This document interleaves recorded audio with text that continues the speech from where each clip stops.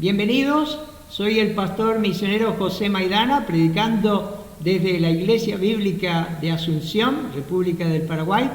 Estamos comenzando un nuevo estudio por la gracia de nuestro Señor sobre eclesiología, la doctrina de la Iglesia.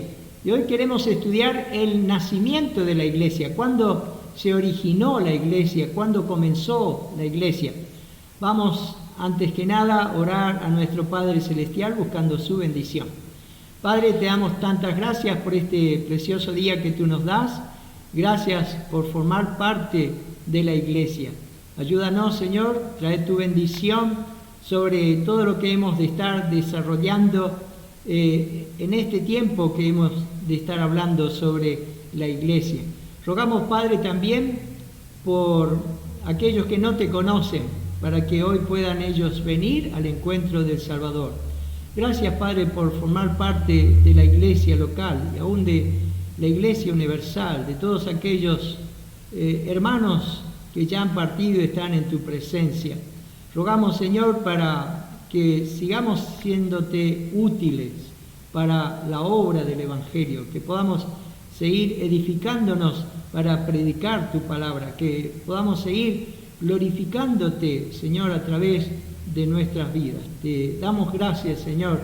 Quedamos en tu presencia buscando tu bendición en este tema que hemos de estar desarrollando. Te lo pedimos todo por los méritos de nuestro Salvador, el Señor Jesucristo, en su nombre.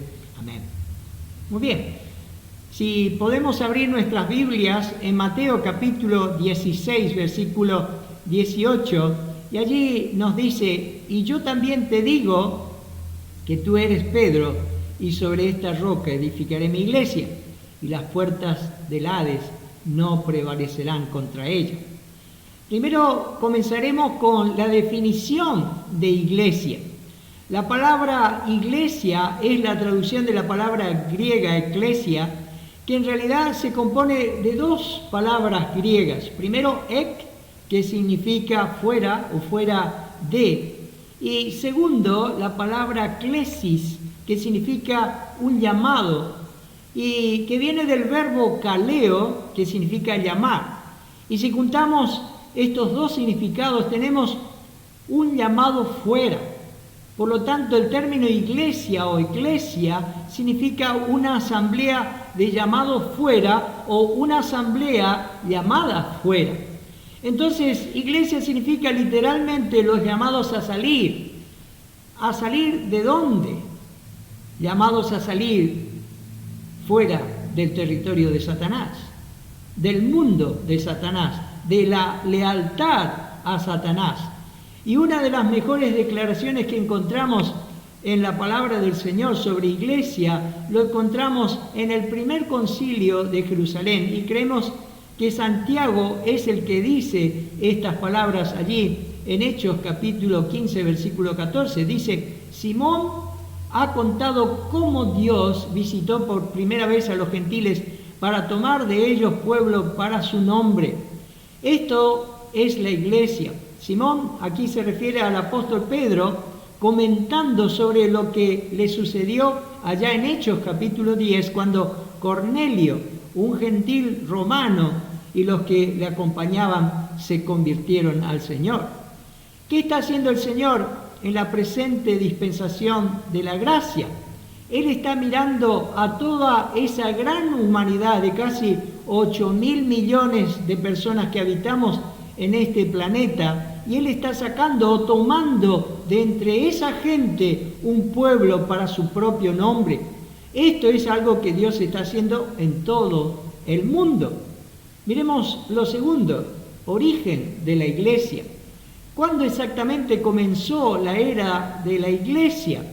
Hemos estudiado las 7 dispensaciones y quiero que miremos en este gráfico las 7 dispensaciones: la inocencia, la conciencia, el gobierno humano, la promesa, la ley, la gracia y el reino o el milenio, donde cada una de estas 7 dispensaciones Dios le dio sus reglas o responsabilidades, pero al no cumplirlas terminaron en fracaso y en juicios tremendos en cada una de ellas.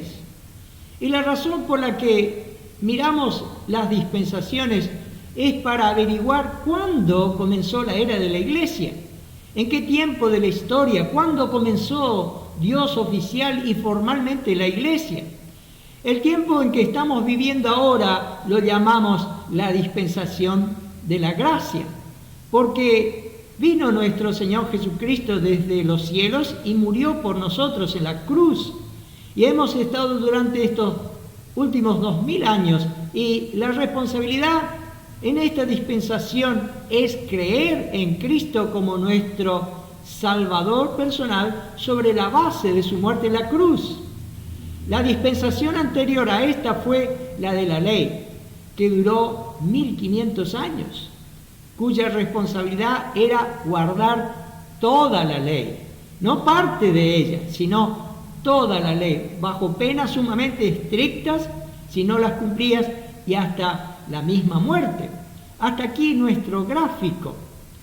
Quizás se pregunte, ¿qué es una dispensación? Y la palabra griega traducida como dispensación, allá en Efesios capítulo 1, versículo 10, leemos que dice, de reunir todas las cosas en Cristo en la dispensación del cumplimiento de los tiempos, así las que están en los cielos como las que están en la tierra. La palabra traducida a dispensación es la palabra oikonomía, y oikos significa casa, y nomía proviene de nomos, que significa ley. Así que literalmente significa leyes de la casa o reglas de la casa. Las dispensaciones son lo que llamaríamos las llaves que abren toda la Biblia una vez que las entiendes. Y a medida que lees la Biblia, lo que comienzas a ver es que las reglas eran diferentes en los tiempos anteriores que en la actualidad. Por ejemplo, notará que nos reunimos para el culto en domingo y no el sábado. Además, nadie es apedreado hasta la muerte por trabajar los sábados, como ocurría en la dispensación de la ley. Notarás también que no tenemos sacerdote ni sacrificios de animales. Hoy en día nadie trae un corderito a la iglesia para ofrecerlo en el altar por nuestros pecados, porque tampoco tenemos altar. No estamos obligados tampoco en este tiempo de la gracia a celebrar la fiesta de los tabernáculos o cualquier otra fiesta judía. No es un requisito tampoco circuncidar a nuestros niños al 8º día. En la dispensación de la ley se impusieron muchas restricciones dietéticas, pero ahora esas restricciones dietéticas en esta dispensación de la gracia son abolidas. Por ejemplo, podemos comer cerdo si lo deseas y no estás pecando por eso. Así que es un poco obvio cuando miras el Antiguo Testamento y lo comparas con lo que nos dirige hoy en día, que las reglas cambiaron en algún momento. Cuando pasas por Génesis, por ejemplo, capítulo 1 y capítulo 2, a Génesis capítulo 3, es obvio que las reglas de la casa cambian. Por ejemplo, en Génesis capítulo 1 y capítulo 2, no había dificultad en el embarazo, tampoco existía la muerte. La tierra no era hostil hacia la humanidad, pero en Génesis capítulo 3, de repente, esas cosas que acabo de decir cambian. Se introduce el juicio de la muerte, el embarazo se vuelve doloroso, hay dificultades en cuanto a la agricultura con el hombre. Todo eso se presenta tan rápidamente cuando llegas a Génesis capítulo 3. Las reglas cambiaron bastante desde Génesis capítulo 1 y capítulo 2, y así es eso que básicamente lo que queremos decir con una dispensación. Es un cambio de reglas de la casa, un cambio de leyes. Y esto es una observación que obtenemos del texto bíblico. Un dispensacionalista vería 7 cambios en las reglas, en estas 7 dispensaciones, como hemos visto. Entonces, cuando entramos en este tema de cuándo comenzó la iglesia, estamos haciendo un llamado dispensacional, cuando cambió Dios las reglas. El plan de salvación siempre es el mismo en todas las dispensaciones. Eso nunca va a cambiar. Eso siempre se basa en la fe, únicamente en el Señor Jesucristo.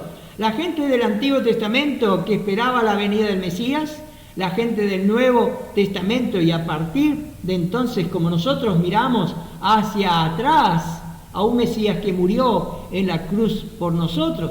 Entonces, el plan de salvación siempre es el mismo, pero a medida que lees la palabra del Señor, es bastante evidente que las reglas de la casa cambian con el tiempo. Entonces, antes de la era de la iglesia, la nación de Israel había estado funcionando bajo la ley durante 1500 años, y esto era ciertamente bastante.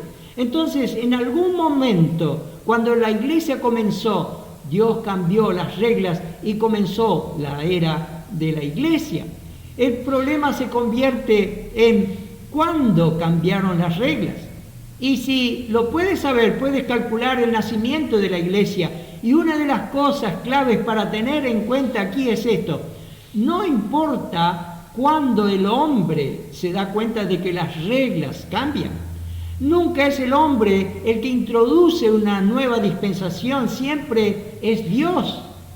Así que muchas veces las personas tuvieron dificultades para darse cuenta de que las reglas habían cambiado, pero ese no es el problema. El problema es cuándo cambió Dios las reglas del hogar y comenzó la era de la iglesia. Y para ilustrar esto, mire cómo el Señor le enseña al apóstol Pedro que las reglas ya habían cambiado.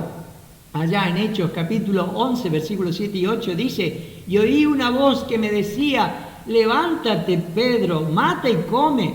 Y dije: Señor, no, porque ninguna cosa común o inmunda entró jamás en mi boca. Pedro tuvo una visión de un gran lienzo y vio animales inmundos dentro del lienzo, animales que para un judío le era abominación comerlos, y Dios le dijo allí al apóstol Pedro: levántate, Pedro, mata y come. En otras palabras, el Señor le dice: Pedro, las reglas dietéticas de la ley mosaica que la nación de Israel han estado guardando durante 1500 años, ahora han sido dejados de lado. Estamos bajo nuevas reglas. Y mire la reacción de Pedro: Señor, no, porque ninguna cosa común o inmunda entró jamás en mi boca, le dice Pedro. Pedro quiere obrar según las viejas reglas del hogar, pero la realidad es que Dios ya había cambiado las reglas. Entonces, creo que esta es una ilustración perfecta para demostrar que uno no se puede dar cuenta de cuándo cambiaron las reglas en función de cuando Pedro finalmente descubrió que las reglas cambiaron. Dios es el que cambia las reglas. Lo que hizo en un momento particular en el tiempo, como vamos a ver. Y si Pedro no lo entendió o no lo comprendió, es irrelevante. Es cuando, según la Biblia, Dios mismo cambió las reglas. Entonces, cuando tratamos de documentar el comienzo de la iglesia, estamos tratando de averiguar cuándo cambiaron las reglas de la dispensación de la ley a la era de la iglesia, que es el periodo de tiempo en el que estamos viviendo ahora, en esta dispensación de la gracia. Por un lado están las personas que le dirán que la iglesia comenzó en el Antiguo Testamento. Muchos enseñan lo que se llama la teología reformada y explican con algunas variaciones en los detalles que la iglesia está formada por los elegidos de todas las edades y por lo tanto la iglesia debe haber comenzado con la primera persona que fue salva.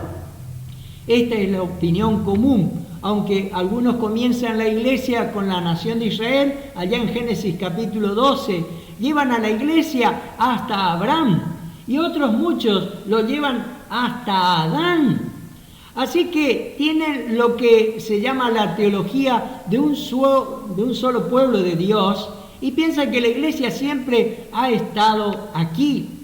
Y me gustaría mostrarles que esta posición no está de acuerdo con las Sagradas Escrituras. Creo que hay un fuerte fundamento en afirmar que la iglesia comenzó allá en Hechos capítulo 2.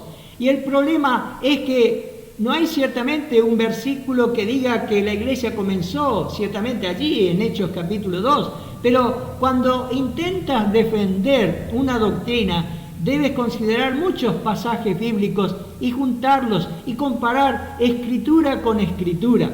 Y vamos a ver 5 argumentos que quiero explicarles para demostrar que la iglesia comenzó ciertamente allá en Hechos capítulo 2. Fue entonces cuando Dios cambió las reglas de la casa. Y el primer argumento es: Jesucristo se refirió a la iglesia en un tiempo futuro. Leímos al principio Mateo 16, 18 y volvamos a leer. Y dice: y yo también te digo que tú eres Pedro, y sobre esta roca edificaré mi iglesia. Esa es la palabra oikodomeo, edificaré. ¿Y en qué tiempo está ese verbo, edificaré? Futuro.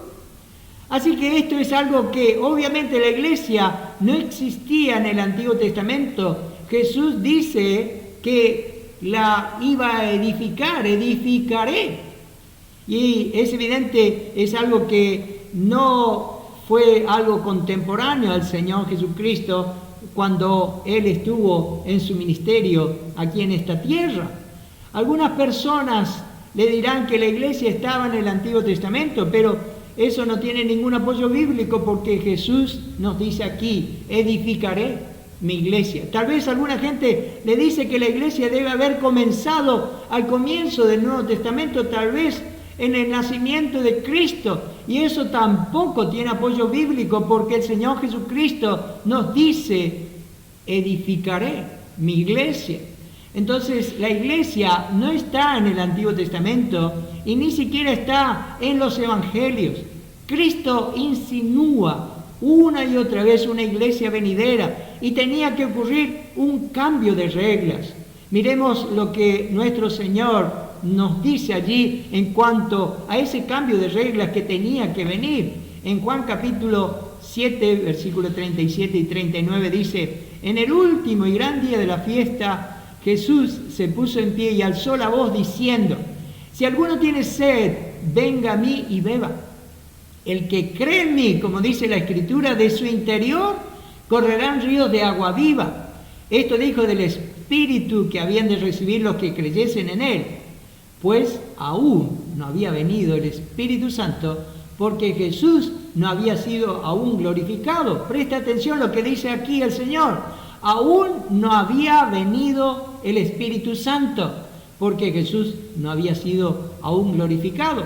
Eso está en el ministerio de Cristo. Así que Él está insinuando un cambio de reglas en el horizonte, en el futuro. Pero el cambio de reglas aún no se había producido en el ministerio del Señor Jesucristo ni en el Antiguo Testamento. Ahora bien, los teólogos reformados le citarán el discurso de Esteban, que revela la historia judía, ya en Hechos capítulo 7, versículo 38, que dice: este es aquel Moisés que estuvo en la congregación en el desierto con el ángel que le hablaba en el monte Sinaí, y con nuestros padres, que recibió palabras de vida que darnos.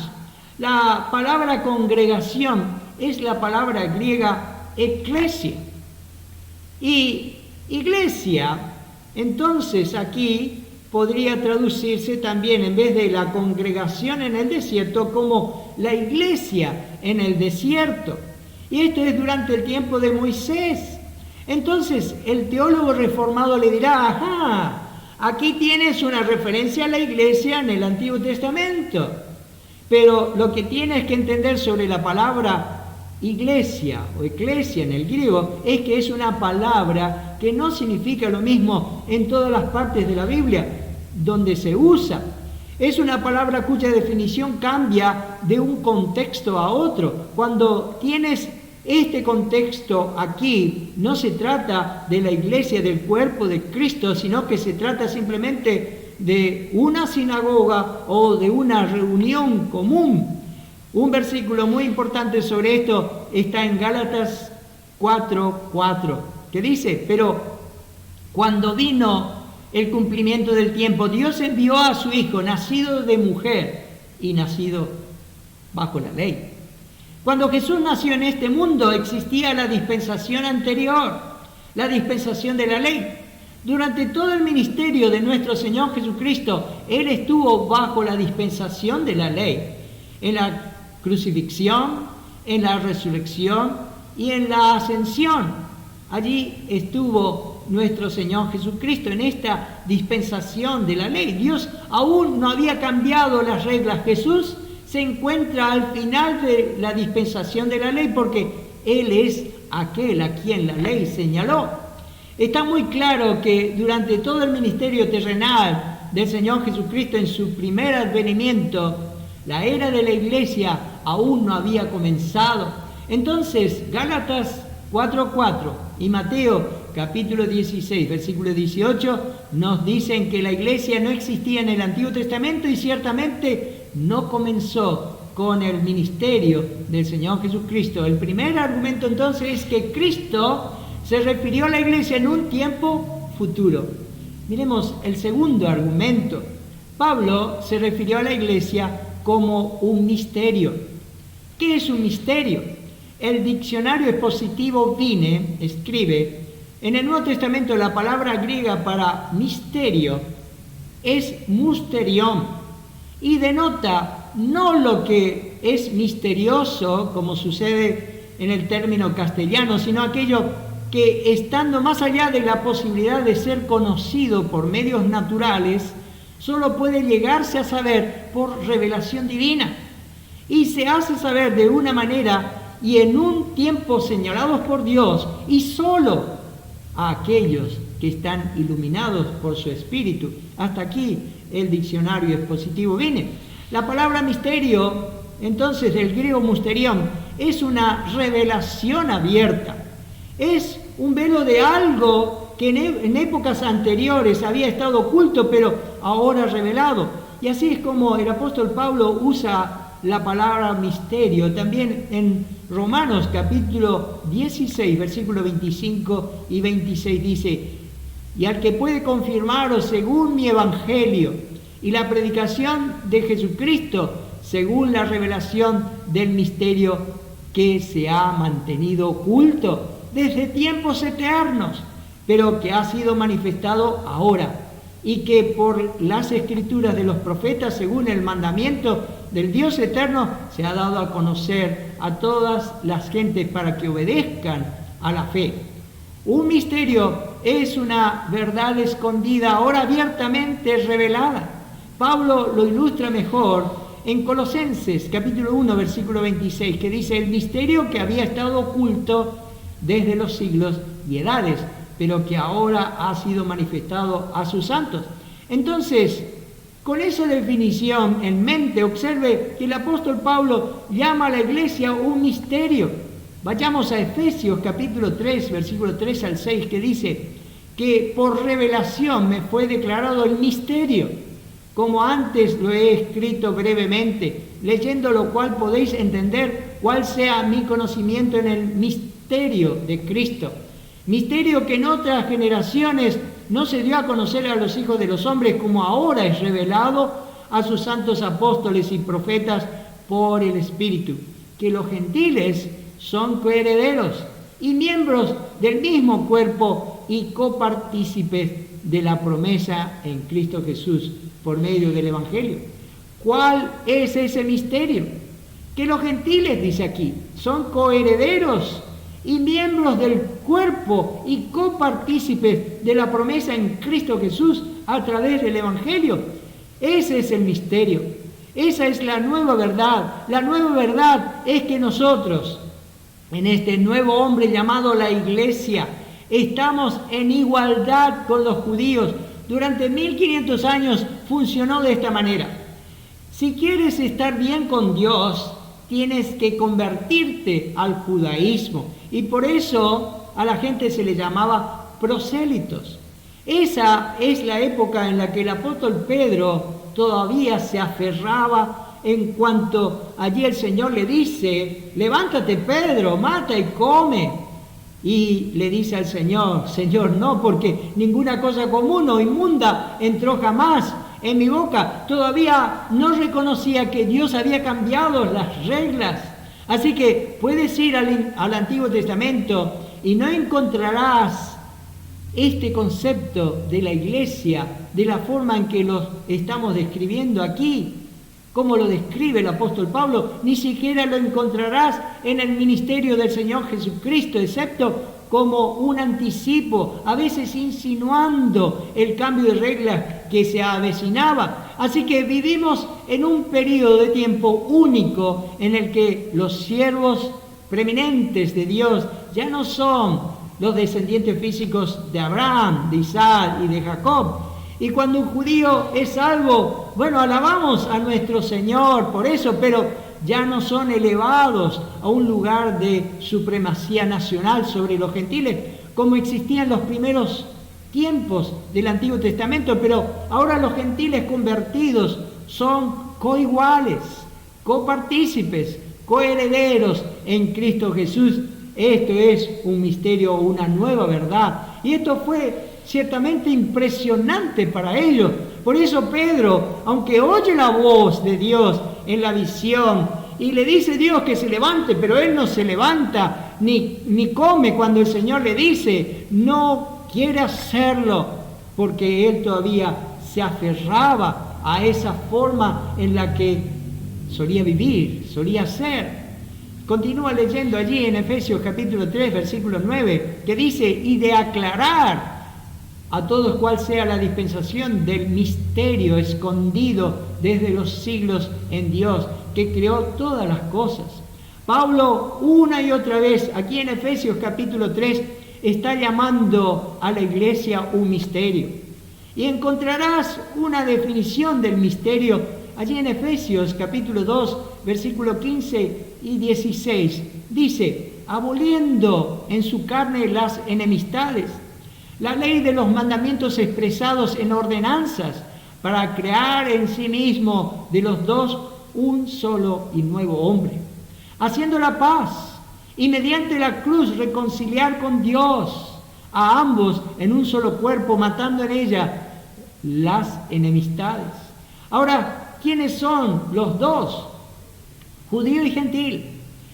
Él podría ser de los dos, en otras palabras, judíos creyentes y gentiles creyentes, podría ser de los dos, dice, un solo y nuevo hombre. Entonces, esto es nuevo.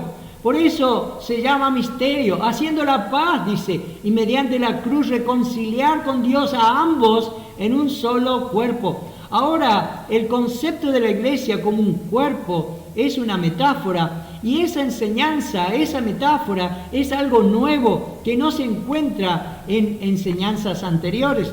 Entonces, ¿cuál es el misterio? Es algo totalmente nuevo. Es este hombre espiritual que consiste en judíos y gentiles como coherederos en un nuevo hombre espiritual llamado la iglesia. La iglesia o el cuerpo de Cristo, que no existía cuando Cristo estaba en la tierra, ni existió en el Antiguo Testamento, como hemos visto. Y allí mismo, en Hechos capítulo 2, como les mostraré más adelante, las reglas simplemente cambiaron. Y solo para mostrarles cómo los apóstoles estaban comprendiendo de a poco en esto, llegamos allá a Hechos capítulo 15, ustedes pueden leer después, que allí se produjo el primer concilio en Jerusalén, y esto es justo después del primer viaje misionero del apóstol Pablo al sur de Galacia. Los gentiles comenzaron a ser salvos, a convertirse, y esto nunca había sucedido antes. El liderazgo de la iglesia todavía estaba allí en Jerusalén, y convocaron a una reunión para saber qué hacer con todos los gentiles que ahora son salvos. Y la pregunta era: ¿los hacemos que se conviertan al judaísmo? ¿Por qué pensarían así estos judíos, el liderazgo de estos hermanos judíos? Porque así habían funcionado por 1500 años. Así que tienen una gran reunión para resolver qué hacemos con estos gentiles que se convirtieron. ¿Los convertimos al judaísmo para que ellos puedan caminar con Dios? Y la decisión, gracias a Dios, en ese concilio de Jerusalén fue no. Así que poco a poco estaban reconociendo que la forma de actuar durante 1500 años había pasado y no era algo que estaban dispuestos a aceptar de inmediato, sino gradualmente. Lo que ves en el libro de los Hechos es que se estaban poniendo al día, algo que Dios ya había hecho en el libro de los Hechos en el capítulo 2.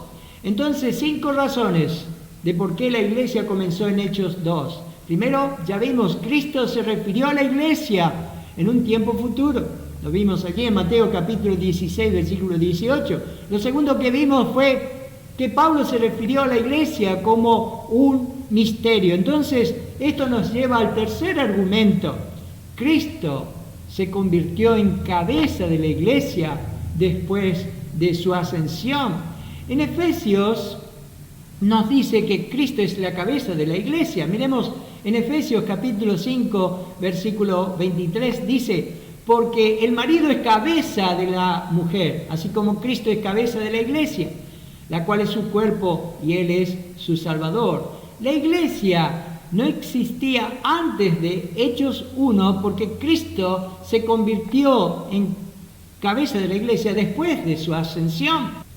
Y presta atención allí en Efesios capítulo 1, versículo 20 al 22, dice: la cual operó en Cristo, resucitándole de los muertos y sentándole a su diestra en los lugares celestiales, sobre todo principado y autoridad y poder y señorío, y sobre todo nombre que se nombra no solo en este siglo, sino también en el venidero, y sometió todas las cosas bajo sus pies, y lo dio por cabeza sobre todas las cosas a la iglesia. En el verso 20 leímos: y sentándole a su diestra en los lugares celestiales. Esa es la ascensión del Señor Jesucristo. Y una vez que tuvo lugar esa ascensión, Él dice, lo dio por cabeza sobre todas las cosas a la iglesia. Jesús no se convirtió en la cabeza de la iglesia hasta después de su ascensión. ¿Y en qué capítulo de la Biblia tuvo lugar la ascensión? En Hechos, capítulo 1, versículo 9, leemos allí: y habiendo dicho estas cosas, viéndolo ellos, fue alzado y le recibió una nube que lo ocultó de sus ojos. Entonces, cualquiera que le diga que la iglesia está en el Antiguo Testamento no está prestando atención a los detalles de la palabra del Señor. Lo que vimos hasta aquí entonces es primero que Cristo se refirió a la iglesia en un tiempo futuro. Segundo, Pablo se refirió a la iglesia como un misterio. Y tercero, la iglesia no existía antes de Hechos capítulo 1, ya que Cristo se convirtió en cabeza de la iglesia después de su ascensión. Miremos el cuarto argumento. La iglesia no existía antes de Hechos capítulo 1 porque los dones espirituales existieron después de la ascensión de Cristo. Los dones espirituales son habilidades que los creyentes lo tienen por medio del Espíritu Santo para servir a Dios de una manera especial. ¿Dónde? En su iglesia. Si los dones espirituales no están en funcionamiento, entonces no se puede tener una iglesia. ¿Y por qué es eso? Porque no tienes los medios divinos a través de los cuales se lleva a cabo la edificación del cuerpo de Cristo, la iglesia. Esto lo vemos en 1 Corintios capítulo 12, versículo 7, dice: pero a cada uno le es dada la manifestación del Espíritu para provecho. Ahora, lo que quiero que veas es que estos dones espirituales que debes tener para que una iglesia funcione, no existían antes de Hechos capítulo 1, no existían de la forma en que lo experimentamos hoy, antes de la ascensión de Cristo. Mire cuándo existieron los dones espirituales. El apóstol Pablo nos dice en Efesios capítulo 4, versículos 7 y 8, pero a cada uno de nosotros fue dada la gracia conforme a la medida del don de Cristo. Por lo cual dice, subiendo a lo alto, llevó cautiva la cautividad y dio dones a los hombres. El Señor ascendió a los cielos. Allí dice, subiendo a lo alto, como vencedor para siempre. La ilustración usada aquí es la de un conquistador militar que lleva a sus cautivos, y los cautivos son los suyos, los pecadores que una vez fueron cautivos del pecado y de Satanás, ahora han sido tomados cautivos por Cristo. Y dio dones, dice, a los hombres, los dones espirituales. Entonces, no puedes tener a la iglesia que existe hoy antes de la ascensión de Cristo, porque los dones del Espíritu aún no estaban funcionando en la iglesia. La razón por la que los hijos de Dios vienen a una iglesia es para usar sus dones, para ayudar a otros, y también te conviertes en el recibidor de los dones espirituales de otras personas, de otros hermanos. Antes de Hechos capítulo 1 no existían los dones espirituales porque Jesucristo dio esos dones una vez que ascendió a la diestra del Padre. De modo que no se puede tener una iglesia antes del capítulo 1 del libro de los Hechos. Miremos el quinto y último argumento tratando de averiguar cuándo comenzó la iglesia, y creo que el nacimiento de la iglesia es en Hechos capítulo 2. Y para poder explicar esto, miremos primero allá en 1 Corintios, el capítulo 12, versículo 13, que dice, porque por un solo espíritu fuimos todos bautizados en un cuerpo, sean judíos o griegos, sean esclavos o libres, y a todos se nos dio a beber de un mismo espíritu.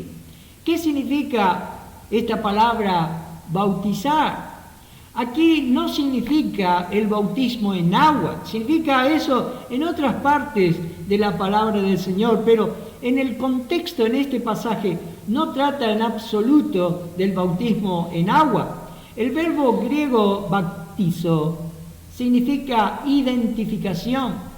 El bautismo en agua simplemente apunta a lo que ya sucedió en términos de un bautismo espiritual. En el momento cuando una persona deposita su fe personal en el Señor Jesucristo para salvación, el Espíritu Santo toma al pecador perdido, que ahora es salvo, y lo bautiza, lo identifica con el nuevo hombre de Cristo, el nuevo cuerpo llamado la iglesia. Esto es algo que el Espíritu Santo hace, incorporando nuevos creyentes al cuerpo, a la iglesia. Pero, ¿cuándo comenzó esto? Ha estado sucediendo durante los últimos 2000 años. Si puedes averiguar cuándo comenzó, puedes averiguar cuándo Dios cambió las reglas. Porque si puedes darte cuenta de eso, puedes averiguar cuándo comenzó el cuerpo de Cristo, la iglesia. ¿Y cuándo comenzó el Espíritu Santo exactamente esta nueva obra? Miremos lo que dijo el Señor Jesucristo justo antes de dejar la tierra en su ascensión. En Hechos capítulo 1, versículo 5, el Señor dijo, porque Juan ciertamente bautizó con agua, mas vosotros seréis bautizados con el Espíritu Santo dentro de no muchos días. Cuando dice seréis bautizados con el Espíritu Santo, probablemente ni siquiera sus discípulos sabían de qué estaba hablando. Pablo lo explicó más adelante, allá en 1 Corintios, capítulo 12, versículo 13, que ya lo leímos, porque por un solo espíritu fuimos todos bautizados en un cuerpo, sean judíos o griegos, sean esclavos o libres, y a todos se nos dio a beber de un mismo espíritu. Entonces Jesús hizo esta declaración en Hechos capítulo 1, y esto fue durante el intervalo de 40 días entre su resurrección y ascensión. Él aún no había ascendido, y por cierto, básicamente está diciendo, señores, seréis bautizados con el Espíritu Santo dentro de no muchos días en el cuerpo de Cristo. Entonces, en algún momento después de Hechos capítulo 1, versículo 5, este cambio único de reglas comenzó la obra bautizadora del Espíritu Santo. Y el único momento donde el Espíritu Santo es derramado de una manera sin precedentes fue en Hechos capítulo 2, 10 días después de la ascensión de Cristo. Y miremos allí en Hechos capítulo 2, versículo 1 al 4, cuando llegó el día de Pentecostés, estaban todos unánimes juntos. Y de repente vino del cielo un estruendo como de un viento recio que soplaba, el cual llenó toda la casa donde estaban sentados. Y se le aparecieron lenguas repartidas como de fuego, asentándose sobre cada uno de ellos. Y fueron todos llenos del Espíritu Santo y comenzaron a hablar en otras lenguas, según el Espíritu les daba que hablasen. Entonces, el Espíritu está haciendo esto, está bautizando a hombres y mujeres en el cuerpo de Cristo, está llevando a personas que han depositado su fe en Cristo y la está identificando por primera vez en un nuevo cuerpo llamado el cuerpo de Cristo, que es la iglesia. Inmediatamente después de esto, por la gracia de nuestro Señor, allí en Hechos capítulo 2, versículos 37 al 41, Pedro se pone de pie y da el Evangelio. Y aquí se nos dice que 3.000 personas fueron añadidas a la iglesia como resultado de aquel sermón del apóstol Pedro. Y luego, a medida que avanzas hacia los versículos 42 al 47, describe la primera reunión de la iglesia. Lo que está sucediendo en Hechos capítulo 2 es lo que Jesús dijo que sucedería. Dentro de no muchos días seréis bautizados con el Espíritu Santo. En Hechos capítulo 2 fue un día muy especial, único en la historia, irrepetible. Hechos capítulo 2, versículo 1 dice: cuando llegó el día de Pentecostés. Fue en ese día que vino el Espíritu Santo a morar en los creyentes. Fue en ese día en que Cristo comenzó a edificar su iglesia, de Mateo 16, 18. Entonces, ¿cuándo nació la iglesia? ¿Cuándo es su cumpleaños? El nacimiento de la iglesia es en Hechos capítulo 2, con la obra bautizadora del Espíritu Santo. Fue entonces cuando Dios cambió las reglas de la casa. Jesucristo aún está edificando su iglesia. El edificio aún no está terminado. Dios aún está añadiendo nuevos miembros al cuerpo de Cristo. Todavía hay lugar para más. Amén. Aún algún día, y no sabemos cuándo, el último miembro de la iglesia será salvo. Estará en su lugar y el edificio estará terminado. La iglesia estará completa. Jesucristo aún está edificando su iglesia. El edificio aún no está terminado. Dios aún está añadiendo nuevos miembros al cuerpo de Cristo. Todavía hay lugar para más. Amén. Algún día, y no sabemos cuándo, el último miembro de la iglesia será salvo, estará en su lugar y el edificio estará terminado, la iglesia estará completa. ¿Qué sucederá? El día en que el último miembro de la iglesia sea salvo, vendrá el Señor Jesucristo a buscar a su iglesia y a llevarla para estar con Él en lo que se llama en las Escrituras el arrebatamiento, para recibir al Señor en las nubes. ¿Cómo formar parte de la iglesia de Dios? Querido amigo, que me estás escuchando y viendo, Dios te ama y te está invitando a formar parte de su iglesia si todavía no lo eres. Ven en este día arrepentido y cree en el Señor Jesucristo como tu único Salvador de tu alma. La palabra del Señor nos dice en Isaías 55:1: a todos los sedientos, venid a las aguas, y los que no tienen dinero, venid, comprad y comed. Venid, comprad sin dinero y sin precio vino y leche. A Él, así como estás, ven a Él, llégate a Él, así, un sediento pecador. El que no tiene dinero, dice, el que no tiene nada, venga igualmente. Hay suficiente de parte de nuestro Dios. Cristo pagó nuestras culpas en una forma total. Ven a Él, en la base de su sangre, en la base de ese sacrificio de Cristo en la cruz. Ese sacrificio de Cristo en la cruz es lo que cambia la actitud de Dios para con nosotros. Fuera de ese sacrificio en la cruz, Dios es juicio, Dios es condenación en gran ira. En Romanos capítulo 3, versículo 23, nos dice, porque la paga del pecado es muerte, mas la dádiva de Dios es vida eterna en Cristo Jesús, Señor nuestro. Cuando llego a Dios en base al sacrificio de Cristo en la cruz, cuando he confiado en su sacrificio a mi favor, allí Dios cambia totalmente lo que fue su actitud para conmigo. No solo serás perdonado, sino que te traerá una relación de gracia. Estarás justificado, tendrás paz en tu alma, serás libre de tus pecados, perdonado de todos ellos y por ende no serás jamás condenado.